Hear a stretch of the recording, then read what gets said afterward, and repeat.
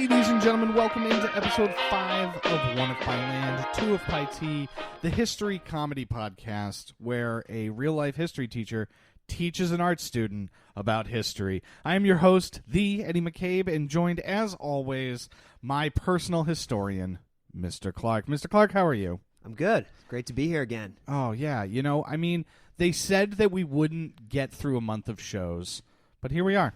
Yeah, well, I've been thinking about that historian title, and really I'm more of a backup officially. Oh, you know? okay. Yeah, because my school closed down a couple years ago when I was teaching history, Oh. and I couldn't get another job teaching history. Oh, that's... So I'm teaching ESL right now. That's sad. Yeah. If it makes you feel any better, the college that I went to doesn't exist anymore.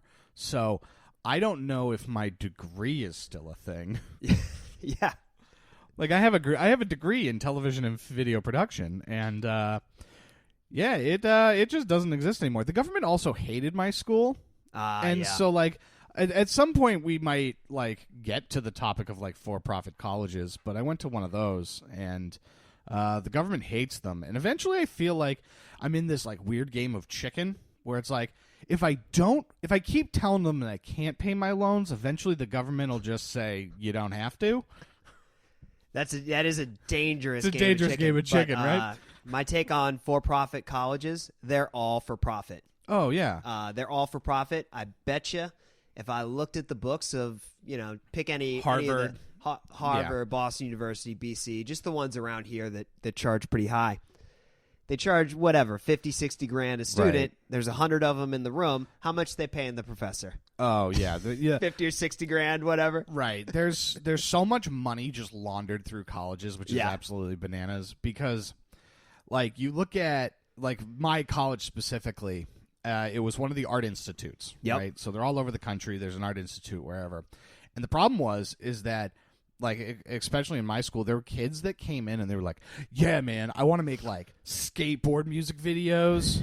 And it was just like, and they were like, sure, come on in and take the money. And it's just like, if you actually think about it, like, it's just like how much in the mid 2000s to the 2000 teens, how popular are skateboard music videos?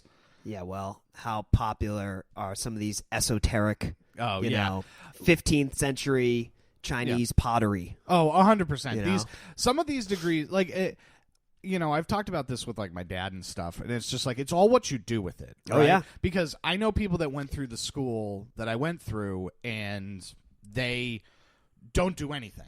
Yeah. Right. Like they're working in a completely different field, finance or something. Like, they're working in and they have a television degree. Right. And whereas it's just like, no, I went through and I took the time and I wanted to learn. And now, now I'm like running production for a large comedy club in Boston. You know what I mean? So it's like, it's all what you do with it. They're just going to give you the tools to do it. Right.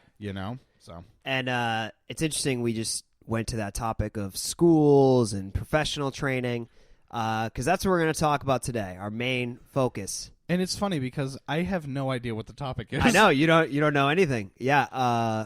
Where does the modern medical school come from? Okay. Our system of training doctors. Sure. And why do we sleep deprive them? Oh, that seems weird. Yeah. We sleep deprive doctors.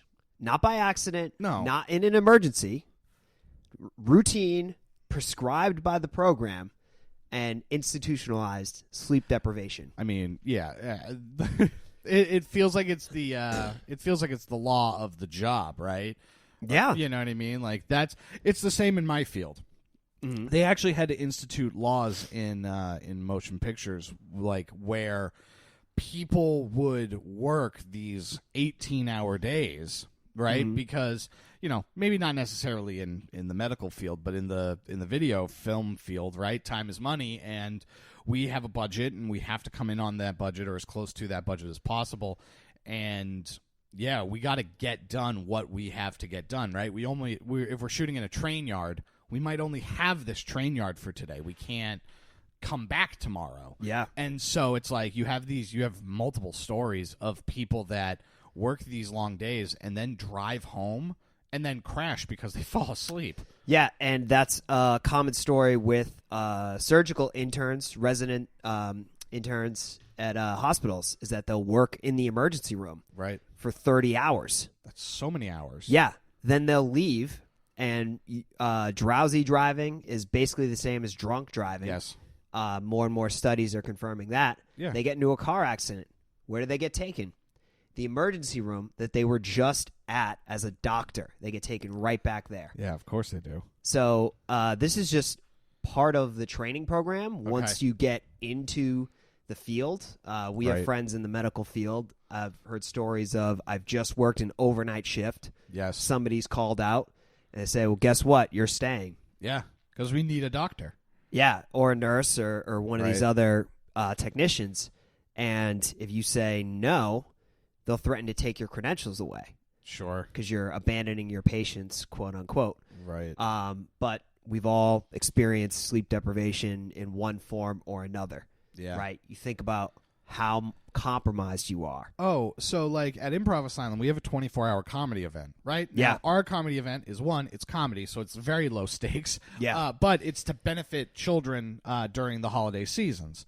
And yeah, the funniest stuff happens at like 4 o'clock in the morning when we're like creeping up on 12 hours straight of doing an overnight, and then it gets goofy at like 10 in the morning, and it's because, we're sleep deprived. You're basically drunk at that point. Your brain actually produces a compound very similar to THC. Okay. When you're sleep deprived like that, which Sure. makes sense with the giggles and the creativity and all that.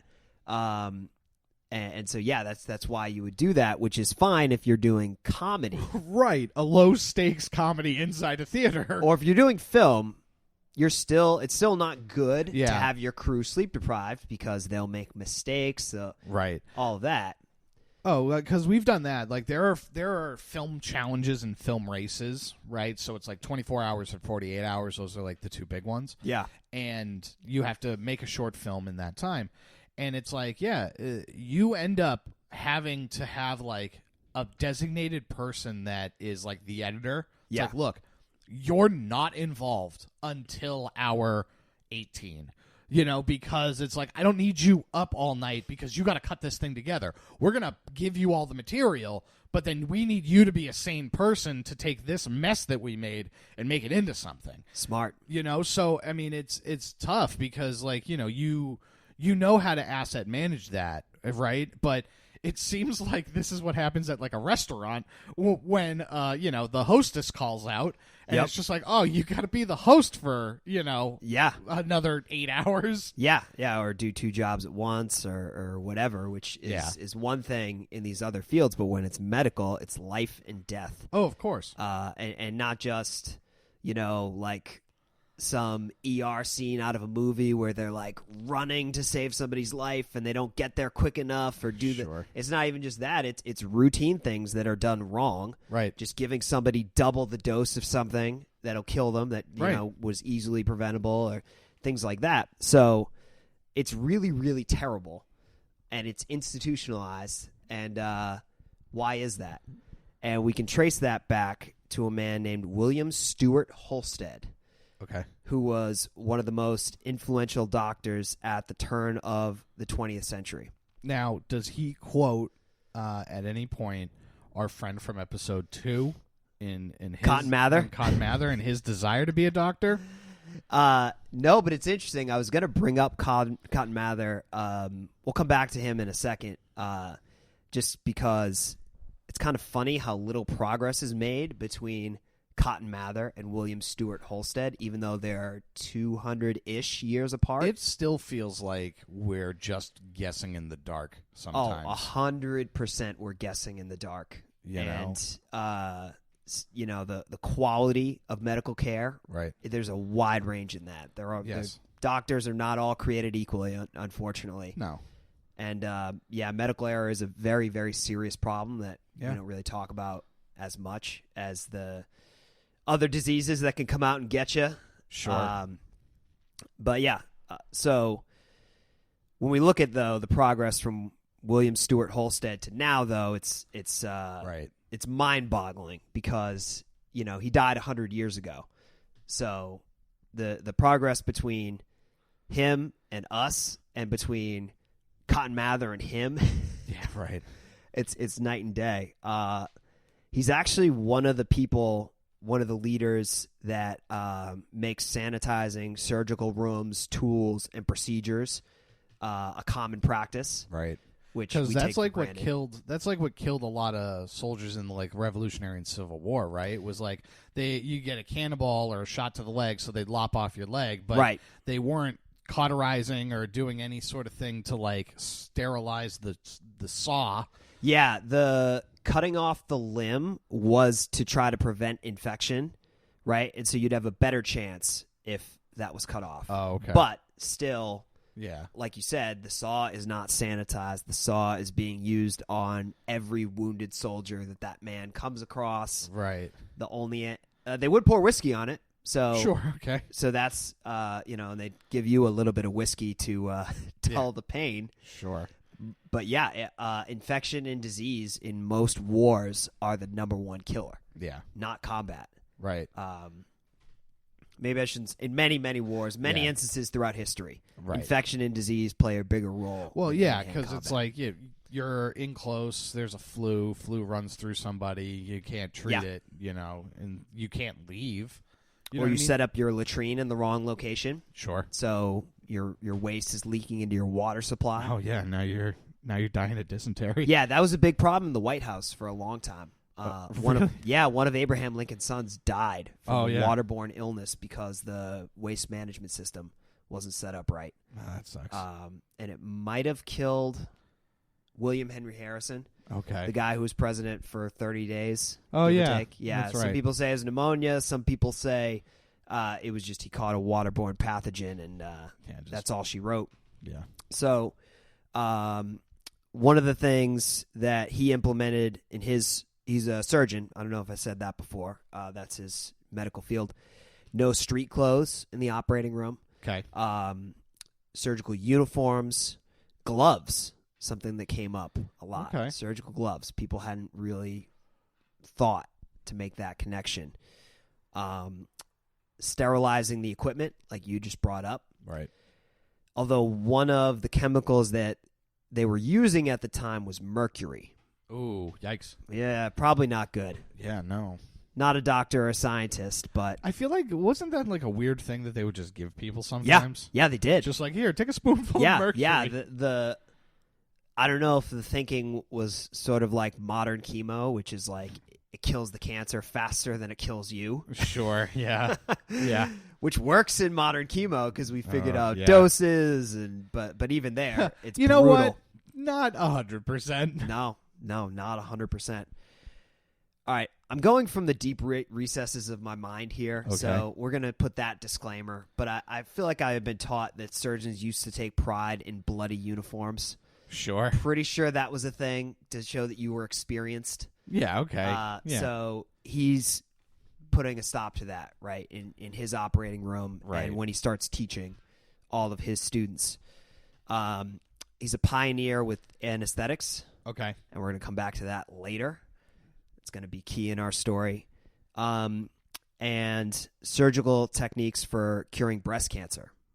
Okay. Which we talked about Abigail Adams, or John and Abigail Adams, their daughter had horrible breast cancer surgery without anesthesia, and it didn't work. Oh, no, yeah. Right, so you just imagine going through that ordeal of surgery before this, and then to just get the cancer again. Right.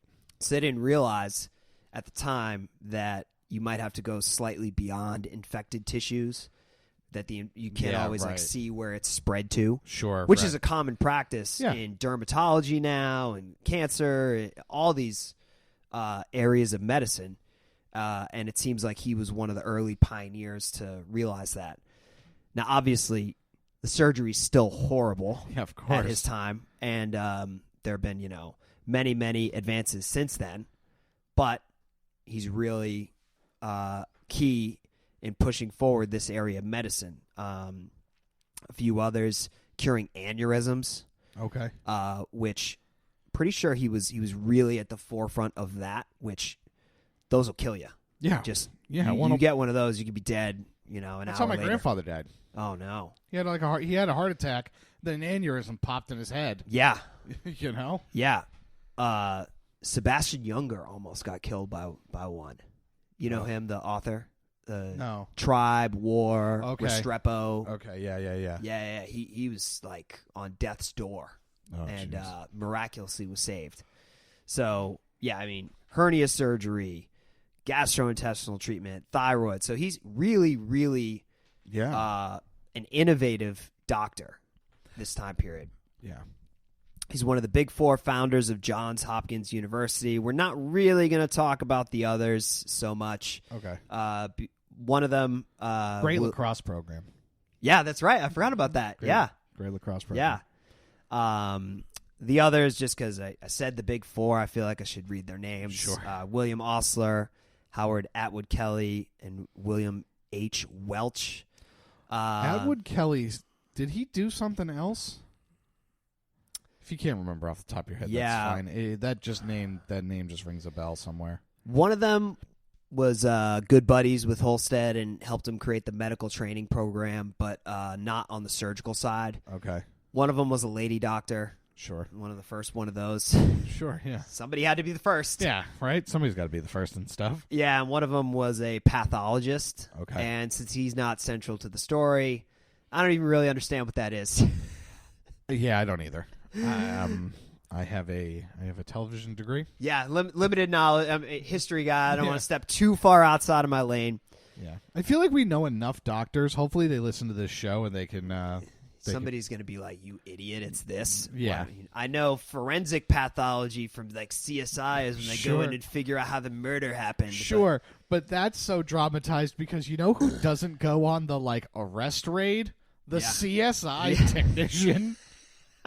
That's right. It's like that's my favorite. That's my favorite part about those shows. Yeah. Is that it is like this guy that was working in a lab doing all sorts of weird tests to like figure out who the killer was, goes on the raid to arrest the guy, and it's just like, no, you're a scientist. Stay in the lab. Right. You weirdo. And like it's biased our legal system because people on juries overemphasize forensic evidence. Right. Like they either take the person's word as gospel, which some of that science is emergent, it's unclear. Right. You know, and then others, the guy could be guilty as can be, but they're like, where's CSI? Why don't they have something for me? Yeah, right. So that's a problem. Yeah. So a little bit into Holstead's story, since he's the main focus of our episode today. He's born in 1852 in New York City. Cool. Which, you know, he's 8 years old when the Civil War breaks out. Oh, okay. For reference, right? Okay. So he's born, slavery is a thing. Yeah, wow. You know, I mean, he's in New York City, but still. He's grows up in a wealthy family on Fifth Avenue, which is just kind of crazy to think of what Fifth Avenue was like back then. Well, it's still crazy thinking about it. Like, you know, I was in New York City recently, and it's just so large. Yeah. You know what I mean? And I can only imagine that in the 1800s, right, early 1900s, you're not traveling as much as I did. Like, I did a quote-unquote a lot of traveling around the city, and it feels like that would be so arduous because everything you need is in the like immediate vicinity. Right. And I'm emphasizing, I think, the date that he was born just because like trains are just starting to sort of spread out across the country. The subway system isn't built yet. Yeah. Just really born in a completely different era.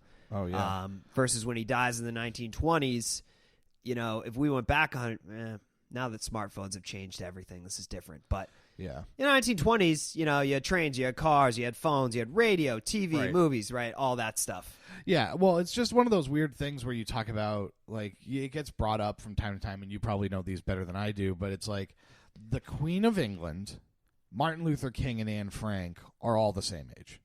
Or something like that. It's something like that. I know Martin Luther King Jr. and Anne Frank are really close. Yeah, you know, but it's like that sort of thing where it's like you see these like political or these historical figures, and it's just like in relation to the Queen of England, where it's just like, yeah, she's older than all of them, right? You know what I mean? Like if they weren't both, killed, they would be alive today. Yeah, you know. Yeah, and like we talked about in the Malcolm X episode with Rosa Parks. Yeah. Right? Where it's like, she only died like 10 years ago. Yeah, my mother-in-law knew Malcolm X. I forgot Yes. to bring that up on the pod. Or met him as a kid in Roxbury. You know, but it's like, that's the type of thing where it's just like, the history is crazy when it comes to like, you know, just because it's black and white or we don't have photos doesn't mean it didn't happen a long time ago. Right. Because you're 100% right. Smartphones changed everything, right?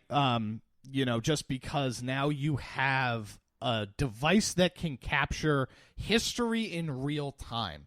You look at something, the biggest piece of history that happened this year was the January 6th Capitol riot. Yeah. Right?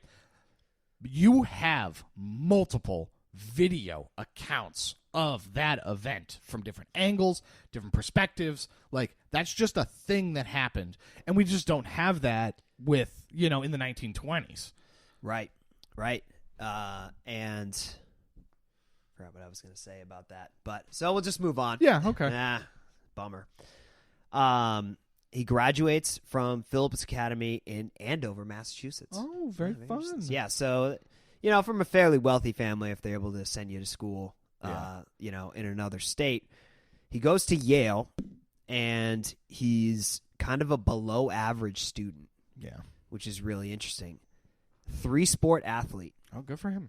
Another thing that's really funny, he played 3 college sports. Yeah, I also think it was very different back then. Yeah. You know, I feel like it's more like high school. Yeah, not even. Not even. I mean, you know, how far back in time would we have to send you for you to be the best football player on the planet? Oh, yeah. I'm going to say the 1940s. If we sent you, yeah, maybe you're the best football player on the planet. Yeah, maybe 1940s, or you know, maybe 1930s. But sure, you know, sure. I heard that on that's not an original take. I heard that somewhere, but yeah, it's funny to think pre about Lawrence Taylor. I think pre-Lawrence Taylor, I think I might have a shot. I'm giving some credit to some of the people in the 50s and the 60s. Sure. You know, if you go back and watch those games, you can see, you know, some of the seeds of modern football. Right. But very late in his time at Yale, he develops an interest in medicine. And this is where the Cotton Mather connection comes in, right? Because Cotton Mather, if you remember, considered medicine. He was like a teenager at Harvard. Right. He really wanted to be a doctor before his family forced him into preaching. Yeah, the family business. That was it. He was the family business. Yeah. And couldn't really let it go. Right. Right? Getting into the vaccine. Inoculation. Right. Inoculation experiment. And you see that a little bit with William Stewart Holstead. And it goes to show you the state of medical training. Right, that you could sort of be mulling your way through, below average student, and then just decide, you know what, I want to be a doctor. That's what I want to be. Sure. Your senior year of college. Yeah, sure. Or whatever, right? He's partying, drinking, joining fraternities, and who knows? Yeah, decided to be a doctor. Yeah, might have been a lot of partying. We'll see. We come back to that in a little bit, but yeah, today. People know they want to be a doctor when they're a little kid. Right. And, you know, they're trying to get straight A's in middle school. You know, when they're in high school, they're already thinking about what undergraduate degree would set them up. Yeah. Right? There's a whole standardized test for it. There's a whole prep system for that standardized test to get you into that medical school. Sure. All of that. And, you know, Holstead is just sort of finding himself throughout college and decides, I want to be a doctor. And there's some historians that speculate he didn't think he'd be successful in his family's business, whatever that was. Sure. So he just went into medicine. Yeah, right. Yeah. Well, I can't be a furniture salesman, so I guess. Yeah, I didn't look up what his family business. It's not worth it, but just that's pretty funny. Whatever it is. How could it be more complex than surgery? Which is what he ends up doing, and doing very well. Yeah, and pushing the limits of. Well, we're still in that time period of like even the John Mulaney joke of like they didn't know what DNA was and stuff, and so it's just like, we found a pool of the killer's blood. Gross. Now back to my hunch. You know what I mean? It's that same thing where it's just like, yeah, I could be a doctor. I don't know. I'll give you one of these 15 pills or one of those 3 drugs. That's exactly right. Because there's just not much to know. Yeah. That was what I was going to say about being studying modern history, is that it's hard because there's so much to know. Yes. Right? Just like being a modern doctor is hard because there's so much to know. Correct. If you're studying Egyptian history, there's just not much. Yeah, right. There's not much that survived. Yeah, right. And same thing if you're in Cotton Mather's time or William Stewart Holstead's time. Right. They didn't know much. Yeah. So it was easy. It's whoever maybe possibly wrote it down. Yeah. Or if somebody told a story and then they wrote that down. Yeah. So he graduates from Yale in 1874 and then goes to Columbia University's medical school. Now, I've said William Stewart Holstead started the modern American medical school. There were medical schools before this. Okay. But the model that we use today comes from him and comes from Johns Hopkins. Okay, yeah. So they weren't like the first medical school ever, just to make sure that clear. Sure. And there were witch doctor schools before that. Right. Yeah, kind of. He excels immediately when he gets there. So this is one of those things where the person finds the exact right occupation for them. Good. It feels like. Good for him. And he is ahead of the curve. He gets an internship at the Bellevue Hospital that's supposed to be reserved for graduated practicing doctors. So it just goes to show, like, if they're making exceptions to fit him into this slot, he's really showing he's a promising talent. Sure. Graduates in 1877, begins working in New York Hospital in 1878, and pretty early on, he starts moving the practice forward. One of the things that he gets everybody around him doing is recording a patient chart. Okay, yeah, so makes sense. Yeah, it's just the things we take for granted now. Right. You like, oh, obviously you would do this. Right. Right? People just didn't do. Yeah. You'd walk in. So, what's your deal? Yeah. You know? Yeah. As opposed to like having a doctor that has everything written in front of you. Like, Yeah. hey, this is your entire medical history. Yeah, we still don't do a great job with that today. Yeah. But if you are like admitted to the hospital, Sure. There'll be a chart that says what's going on now. Right. I would imagine that I blame insurance. Yeah, could be. I blame insurance. Yeah, our model built around insurance. Yeah. Because like if you change doctors, they're put you through a questionnaire, and they're relying far too heavily on your memory. Yeah, right. Well, the other thing too is like I went from like the last doctor that I had was at one hospital, and now I'm at a different one. You know, and so it's just like, well, do they share the information? Do they not share the information? Right. How do you get that information? Right. You know what I mean? If I can't remember my old doctor's name, how do you know where to look? Right. So yeah, so it's not perfect now. Right. By any means. But imagine if somebody is going through a serious health event at that time. Right, and there's nobody's recording what's going on right now. Or what we tried. All of that stuff. That's the other thing. Because I feel like that's got to be the biggest thing. Like, so currently, and here's a glimpse into my life, fun people listening to this show. My dad has cancer. And so, basically we've been going through a bunch of stuff. We tried one thing, and and that didn't really work. And so, like, if we tried a bunch of different things and then, nobody was writing this down and we went back to the thing we tried in the first place that didn't work anyway, it would be, we wouldn't get anywhere. Right. And so, yeah, it makes a lot of sense. World of difference. And so he actually doesn't stay in New York for too long. He travels to Europe to study under prominent physicians there. And then he comes back. Dr. Jekyll and Mr. Hyde. Pretty much, right? Sure. I'm sure they were prominent at the time, right? Right. Well, Dr. Jekyll. Dr. Jekyll. Dr. Jekyll. Yeah, Mr. Hyde. Not Mr. Hyde. No, he's not prominent. No, people don't like him. And then he comes back in 1880, and he's working as a surgeon in several of New York City's hospitals, and he begins his teaching practice. And he has a great idea of combining classroom learning with a hands-on experience for the students. Sure. again, everything I'm saying today, it's like, oh, really? That? But it wasn't happening. Oh, I would imagine, because I feel like education, at least to even to today, has an emphasis on book learning as opposed to practical learning. And I'm talking more like in intangible stuff, right? Where it's just like, if you're an electrician, wiring and actually working with electricity is going to be far more beneficial than figuring out, like, looking at the diagram of a circuit on a board. Yeah. You know what I mean? Like, that was the big thing. It's like, I can read a bunch of books, and, like, I do read filming books, like filmmaking books and stuff.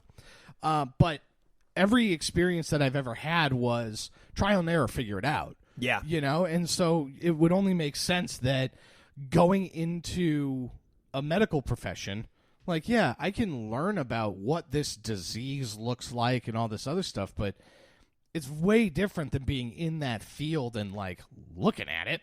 Yep, and it seems like before him, much of the training that doctors were receiving was that classroom book learning, and then go figure it out. Yeah, right. And so he's not doing that. He's teaching them in the classroom and then bringing them into the operating room, having them see the procedure, right? Hand them the tools, assist, all of that stuff. That's going to produce better doctors. This is an interesting story. He performs one of the first gallbladder surgeries. Ooh. On his mother. Oh. At their kitchen table. Ooh. At 2:00 in the morning. While she was cooking meatloaf. The story didn't say. I would hope so. Yeah, I would hope so. I would hope so that he's like, I finished. Ding, meatloaf's done. Well, the good news is she actually lived. Yeah, of course she did. And then that procedure, he goes and tells people about it. Yeah, and, do you know how bad his family wouldn't let it live that down? It was just like, he murdered mom while she was cooking meatloaf. Also, what is the process of having that conversation where it's just like, wow, my gallbladder really hurts? I'm like, I should cut that out of you. Yeah. You want to do it tonight? That's a really good point. I don't know what made him think that it would work. Yeah. It's a miracle that it worked. Right? Sure. It worked, and he saved his mother's life. Yeah. But it's very weird. I don't know how you broach that subject. Yeah, I don't know how, we're not doctors, right? But yeah, I guess. But like, I just play one on TV. Yeah, but compared to, the information doctors have now, what he had back then was like, my side hurts. Yeah. Like, how did he know it was side gallbladder? hurts. All right, Steve, hand me that butter knife. We're gonna go in. What? Don't worry, Mom. Lay on the table. This must have been before he got serious about sanitation. Yeah, probably. Because this doesn't make any sense. Hey, can somebody get the dog? He's sniffing around. It's really weird. Another, before he became serious about sanitation, he performed one of the first blood transfusions in the continental United States. Okay. On his sister. Oh, man. He's just like Dr. Zhivago over here. After she gave birth.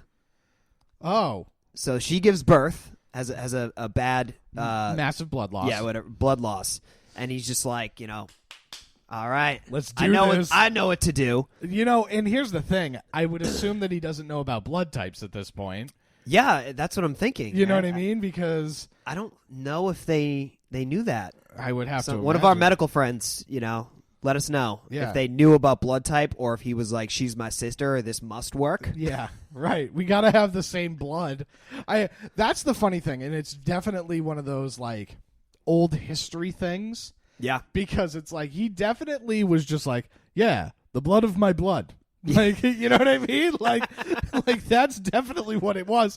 It wasn't like, multiple people could have could have the same blood type. Right. It was definitely just like, no, we're basically the different versions of the same person. And that's where the Dothraki get it from. Yeah. I guess. Yeah. That's where they got it from. So he his practice as a professor and an instructor really takes off, and he starts producing some of the highest quality surgeons in New York City. So he's building this reputation. He's becoming famous, and we talked about how he's experimenting with different anesthetics, right? Which is incredible. Yes. For surgery, right? Everything we have today is still based terrifies me, but yes. Yeah, still terrified. I mean, I had my wisdom teeth out. I was terrified. They started the procedure, and then I just woke up laughing because I was like, I cannot believe you just ripped teeth out of my skull. I only had 2 wisdom teeth. Like 2 were just like missing. Yeah, because like that's the story. Same here. Yeah, that's the story of my mouth. Yeah, but they weren't impacted, so I didn't actually have to have I didn't have to get knocked out for it. Oh wow, which was way worse. Yeah. I feel like it's worse when you're awake for whatever's going on. But hey, so he's experimenting with anesthetics, and one of the popular ones that comes out at this time is cocaine. Hell yeah. And when I say experiment, do blow. He's taking it. Yeah. Oh, yeah. He's doing lines, just straight rails, baby. Yep. And he becomes addicted, chronically addicted. Shocking. Yep. He started going down to Wall Street. That's a great point. That is a great point, because Wall Street at this time is really starting to become the Wall Street we know today. Yeah, it's because of cocaine. Yeah. Well, he gets addicted to the point where his friends are concerned. And, you could imagine yourself today if one of your friends were struggling with addiction, right? Sure. We have programs, treatment centers, rehab, interventions with a therapist, all these modalities for treating addiction. Right. His friends kidnap him and throw him on a steamship to Europe. That sounds far more like what they do for like cult deprogramming than it does like a rehab. I don't know why they thought that was the right approach. Cold turkey. We're going to throw him on a steamship. There won't be any cocaine. And he's going to be on there for 3 weeks. Yeah, that's what I'm thinking is that like the boat has no drugs. Yeah, therefore no drugs for a few weeks. Yeah. But then he's going to get to Europe.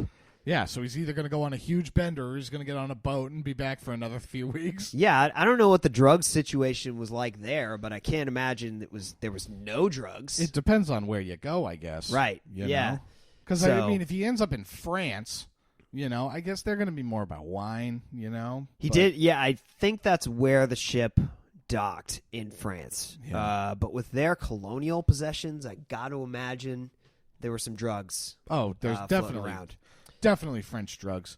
You don't put those powdered wigs and the white face like powder on if you're sober. Yeah, right. So, not surprising, when he comes back to New York, he quickly gets addicted again. Shocking. So he checks himself into the Butler Sanatorium in Providence, Rhode Island, and so like we were just saying before, there are all these options for treating addiction today that just didn't exist back then. Yeah. They're putting him in a mental institution with right. people with schizophrenia, people with everything, probably what we would call autism, right? To misbehaving teenagers, yeah, right. That could get you sent to an asylum. Or I accused my neighbor of being possessed by a demon. We're a little bit past that. Oh, we are? Yeah, okay. We're past that point in the timeline. Okay. Yeah. But still,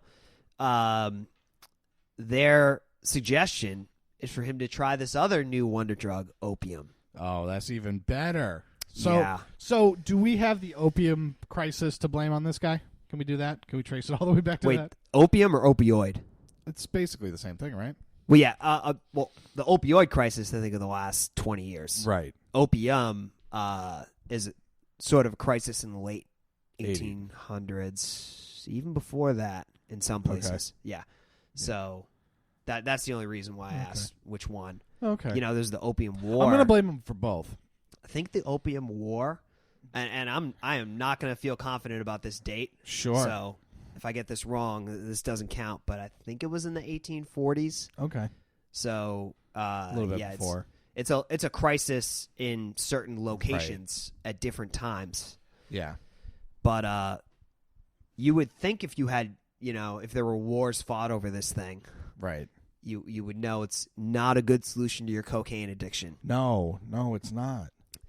But it seems like he never really gets clean. He never really gets treated. Right. He sort of bounces back and forth between cocaine and opium. But he's a functioning addict, more or less, from this point on. Right. So he resumes his medical practice, and then him and his big four buddies in 1886 open Johns Hopkins Hospital. Originally, he's only allowed to do research because they're still keeping an eye on him because he's, fresh out of the sanatorium. The sanatorium, which is sounds like a very fun rap album. I was just gonna say it's such a strange name, but it was the Metallica song, right? Yeah. Sanitarium. Sanitarium. Well, I don't know if there's a difference between sanatorium and sanitarium. Probably pronunciation. Yeah, probably just potato. Maybe I spelled it wrong in my notes. Maybe. That's always out there. That's always a possibility. Yeah, well, that's how history's made. Yeah. People misspelled words, misusing words. We're going to get there. We're Yeah. going to get there with some of the Native American stuff. Oh, We yeah. do those. Milwaukee, Yeah, the good land. exactly. He eventually earns their trust, though. He's a functioning addict. He's not going on benders, disappearing, what have you. So he works his way into doing surgery. By 1890, he's the surgeon-in-chief at the hospital. In 1892, the medical school opens, and he's the head of surgery, head professor of surgery. So he's managing the addictions, but he's never quite kicking them. His teaching in the classroom is declining, as a sign of the drugs. Sure. He's erratic. He focuses on the promising students. He ignores everybody else. He withdraws socially. He's obsessed with his studies and his research. A lot of the writing from this time that is completely incoherent. Yeah, because his writing. He's on cocaine and heroin, basically. Or some weird cocktail. I think he was going back and forth, but Yeah. we don't really know. But let's get to the residency program, because that's one of the, if you just Googled him, one of the first things that would come up is he created the residency program. That's that program doctors go into after they finish medical school, where they do 2 30-hour shifts a week. Yeah. And then a few 12s sprinkled in there. Jeez. Which is insane. Yeah. Yeah. So Holstead and Osler are credited with creating that. And prior to Holstead, there was no formal standardized training for surgeons. A lot of the training that people got was in the classroom and then go figure it out. Sure. You might find an apprentice, you might not. There was a lot of competitions regionally among surgeons. They sort of behave like they're at a tech company. Okay. And they have a proprietary algorithm or proprietary software. I have the method of how to do this surgery. Exactly. And I'm going to hoard it. Exactly. So if you were even in the same city, you might not be able to get access to that information, let alone if you were in a different state or different area. Okay. So they're not sharing information, which is really holding back medicine.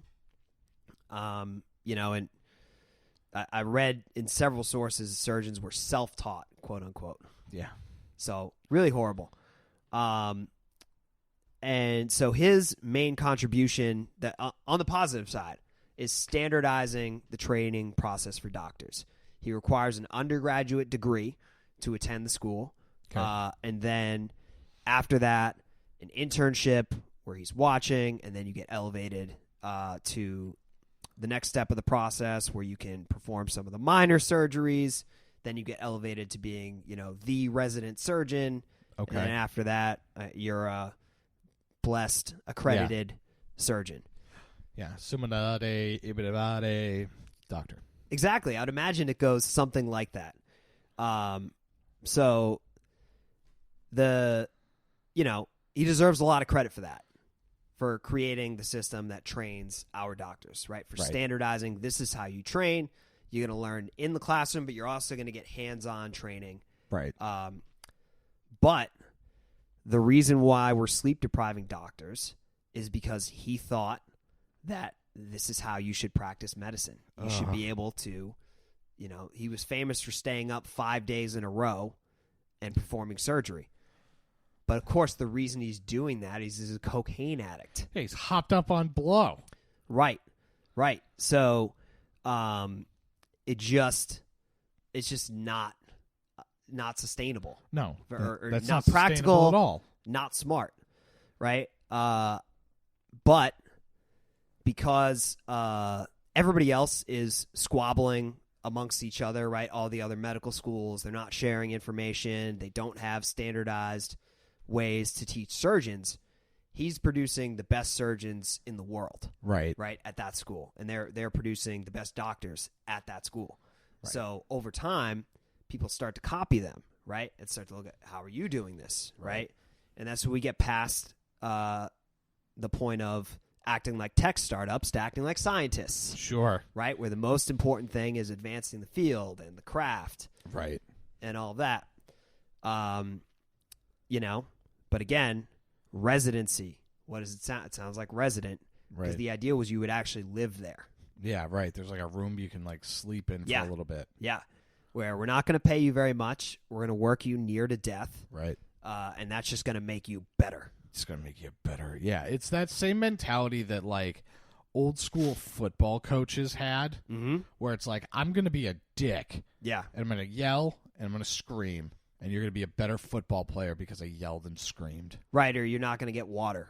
Yeah, right. Water makes you weak. Yeah, water makes you weak. Right, which obviously there's going to be times in a game where you're thirsty and you tough it out.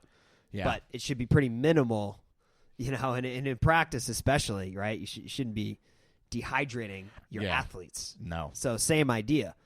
And this model really hasn't changed. No. From his time to now. So there's even this weirder thing that you talk about when you're talking about like interns and residents. So like I touched on earlier, my dad's he's fighting cancer.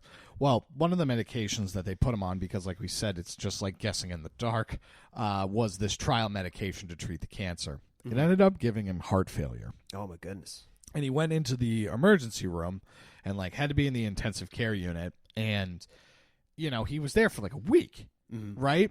And there was this doctor that was working on him, and the doctor comes in like 3 days into like his week-long stay there, and he's like, hey, I just want to let you know, I'm heading off. I'm going to do the next round of things that I'm doing. And he's just like, oh, like, what do you mean? He's like, yeah, I'm going off to this other hospital to do this other stuff.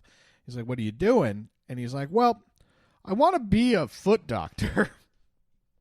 And it's just like, that's part of what this is too, where it's like, you have to have experience in all of these different fields, even if that's not the field that you want to particularly study. Oh no. You know what I mean? It's just like, yeah, I want to be a foot doctor. Oh man. And it's just like, that's bananas. Yeah. Oh, there's got to be a better way where you're not treating cancer patients. Yeah. Well, you're not like he was in the emergency room, okay, right? Like that's what happened. He was in the emergency room. My dad came in because he had heart failure, and so they were treating him for congestive heart failure, which I would imagine is fairly like routine. Like, it doesn't have that same nuance. Like it was because of the medication he was on because of the cancer, but it wasn't like we had to treat the nuances of this particular type of cancer, right? It was, we're just being like, hey, this is a very generic thing. But it was just like, it was just wild. Like hearing him tell me that story, being like, oh, that feels weird. Yeah, that's horrible. And when you look at, I don't know how you would train an emergency room doctor, because so much of what you see is so unpredictable. Right. And how would you even know? Right. Last time I was in the emergency room, the person said, let me go Google something. Yeah, right. I had an infected ingrown toe nail once, and I took off my sock, and I'm like, yeah, this doesn't look right. And they're like, yikes. I'm like, oh, that's not good. if you're saying yikes, that's not. Am I going to lose my toe?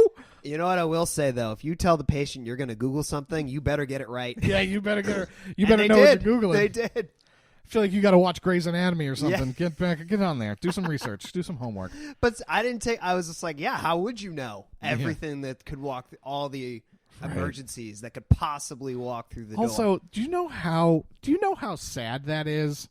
Like that. But the thing is they were like, I got to go Google something. It's just like, look, here's the thing. I Googled something, and that's why I came in here. What are you doing? I feel like you got to have a textbook or something. But they did it better than me because they knew the problem. Yeah, I mean, that's the thing is like the base level knowledge is a little bit higher. So it's just like they may be using scientific names and get to a completely different page on Google. Yeah, well, and my I had to follow up with my doctor as you do when you go to the emergency room. Right. And I told him what she said, and he was like, he said that? Yeah. I couldn't believe it. Look, we do it all the time, but we don't say it. Right, so imagine before Google, how would you even be an emergency room doctor? Right. So, right, that model hasn't changed much in over 100 years, and it's based on the ideas of a coke addict. A brilliant one. We've given him a lot of credit. To be fair, that's kind of how this country was founded. I don't know. I don't think they actually had it back when the country was founded. Sure, but they definitely were on some stuff. Yeah, well, they were drunk all the time. Yeah, so alcohol. They were alcoholics. Yeah, they were alcoholics because a lot of people didn't trust drinking water because of waterborne pathogens. Sure, so they would just drink alcohol. Right, because the alcohol... Because, the pathogens that in, like, yeast and stuff is right. just... Right, well, I think that the alcohol content of the beer would be pretty low. Sure. So it wouldn't mess you up too much. Yeah, you'd have to drink a lot. Still not good for you. No, not good for you at all. Right. So just some stats from today that found interesting, that deaths due to sleep-deprived doctors every year are in the hundreds. Oh, that's sad. Hundreds of people. Yeah. Right, which you might say in a country of 300 million isn't a lot, quote unquote. But I think one is too many. But here's the thing. It's preventable, right? Exactly. It's sad because it's preventable. Like, you can throw a statistic. You saw The Dark Knight. Yep. You saw that. And the Joker says it perfectly. He says, I tell you a bus load of soldiers are going to die. Yeah. And you don't bat an eye at that. Yeah. Because that's the plan. Yeah. But then I blow up a school full of children, and that's not supposed to happen, and that's the tragedy, right? It's the same thing, where it's just like, yeah, I have AIDS, and I'm going to die of AIDS. That's expected. Mm-hmm. But a doctor dying because they didn't sleep enough, like, God damn it, get a MyPillow or something. And because it's based on this model that's 100 years old, and the people in power... Their attitude is, I went through it. Yeah. So you should go through it too. Oh, medical hazing. It's awful because that's how everything is. Yeah. Right? In many areas. In many areas. And again, I can only speak for the fields that I'm in, but that's how internships in the film industry are. That's how production assistant, which is the lowest rung, that's how that is, where it's like you have these people that are like, yeah, I had to go through this, so you have to go through this. And it's just like, exactly. Well, we're not getting anything better. Like we're not getting better because of it. Right. And in my field, I had hoped that with all the horrible things that happened during the pandemic, sure, that we would find some new alternatives and innovative ways to reach certain kids. Sure. Right. We might adapt a little bit. Right. This another old model that hasn't changed very much. And what makes me really sad is we didn't at all. No. Like next year will look the same as 2019. Yeah, and that's unfortunate, especially because like it's just this weird mentality where it's like we look at these movies because that's, our art, right? Mm-hmm. And so we look at movies and we look at what like a utopia looks like. Mm-hmm. And a utopia looks fairly similar in every single medium. And that is that people go about their day and robots do everything, right? Yep.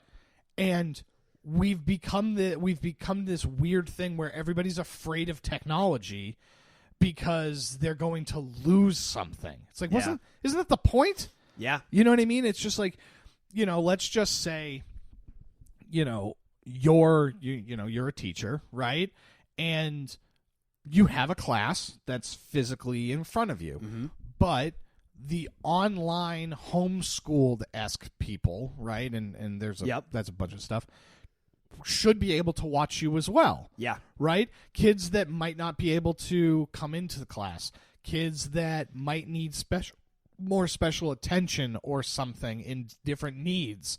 You know what I mean? It's like there should be a hybrid model. Yeah. But instead it's just like, no, we need to pack 30 kids into this small room that was built in the 40s, and you are expected to learn based on what this guy tells you. Right. And we've talked before about the alternative, like the traditional model of education does not work for every single student. Didn't work for me. And we have discovered in the last year an alternative model that Right. does work very well for some. Sure. And there's been a lot of people that say it's not good, but I can tell you for some kids it does work. But we're saying no, we're not going to do that. We're getting Right. rid of it completely. And that bothers me, but nobody's going to die tomorrow Right. because that model doesn't work. Yeah, right. Versus, people are dying every year because It's so I would model's like to see a statistic, and it's definitely not. It's going to be way harder, and you're not going to have this information at all. But I would love to blow that data out a little bit because you're talking about hundreds of doctors that died due to sleep deprivation, right? patients. Oh, Hundreds of patients, yeah. Hundreds of patients. Yeah. Okay, that was going to be my question. I thought the doctors were dying. No, it was the patients. But that's even sadder. So like you look at those because it's so individualized and it could be so prevented. Yeah. Right? It's the same thing as like a drunk driver. Yep. Someone killing it's just like if you just made one decision. Yeah. You know what I mean? And it's the same thing where it's just like, look, even if you just did it like a simple change is the hospital pays for the taxi, the Uber, home. Yeah. Right? Like, let's just say that's what it is, right? They don't kill somebody in a drunk drive or in a sleep deprivation sort of situation that way. Exactly. Or, they're building luxury condos everywhere. Build luxury condos for the doctors. Yeah. That's a great point. And medical error is the third leading cause of death in the United States. Yeah. So it's just some more on the doctor side of things. After a 30-hour shift, they are 73% more likely to stab or cut themselves with a sharp object. Yeah, because your motor skills are off. Right. You know what I mean? Like, think about, it's funny, and you see it all the time, again, in, like, movies and stuff, where it's like somebody's still super tired and they're eating a bowl of cereal in the morning, and they miss their mouth with the spoon. Mm-hmm. And it's like, ha-ha, comedy, Yep. But that's real, right? Very real. How many times have you been you've been sleep deprived in some way, shape, or form, and you miss the bus, you trip. You know what I mean? Something that you just normally wouldn't do. It's the same as rushing, right? Mm-hmm. Like when you rush, you're bound to make a mistake. It's the same thing. Yeah. They're on the car accident side, 168% more likely to get into a car accident after these shifts, these 30-hour shifts. Yeah. Quote, serious mistakes.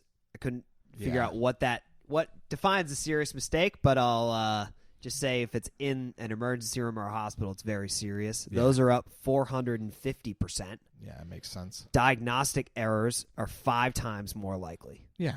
And there are a couple of hospitals that are experimenting with 16-hour shifts. Sure. Still way too much. Yeah. Right? Because you need an 8-hour sleep opportunity. Right. You won't actually get 8 hours of sleep in that time. Or you got to do what firefighters do.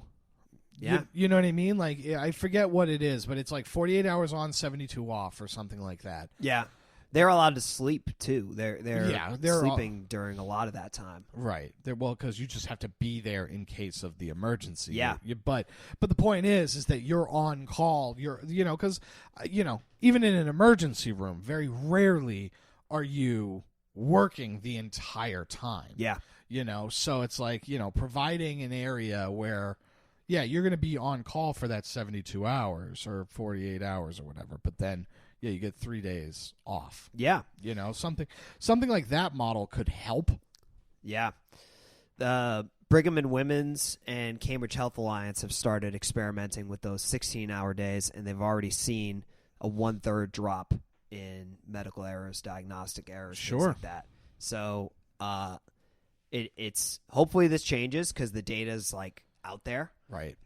And you can't tough your way out of being sleep deprived. No, you can't. You just can't. No. So eventually, your body's just going to shut down. Yeah, and I just look at my doctor, and I don't need him to be tough. Right. I need you to be the nerdiest Bill Nye looking mother effer. You know what I mean? Like, that's what I need you to do. Left tackle on the New England Patriots, I want him to be tough. He's got to be tough. That guy, be a warrior. That can be some, Eastern European block, brick throwing dude that's like, lives in a cave. Yeah, that's who I want. Yeah. For my left tackle of the New England Patriots. No, for my doctor, I want somebody who just like ate, bred, and slept medical. Exactly. I also want my left tackle sleeping because I don't want him missing a blocking assignment and getting my quarterback killed. So it's too bad, even there, if you're a fan of the New England Patriots, you don't have a quarterback. So yeah, is it really? Is he going to get the quarterback killed if you don't have one? Yeah. It's Schrodinger's quarterback. Is what it is. To wrap up on Holstead, he dies in 1922 due to complications of a procedure on his gallbladder. Ironic. Can't make it up. That's ironic. You can't make it up. He wasn't on the kitchen table. Yeah, that might have solved it. Somebody left the dog sniff around a little too much. Yep. Got involved, contaminated. That's too bad. Yeah, too bad. So, complicated figure. I had heard of him before. The story was like, ha, ha, ha, crazy coke addict. He's the reason medical school's messed up. When I did the research for this pod, he did a lot of good. Right. He moved the profession forward to a significant degree. It's funny. I mean, that's kind of a theme that we're just kind of seeing throughout these shows is that, you look at these historical figures and it's just like, yeah, everybody's a crazy person. Everybody's a wackadoo.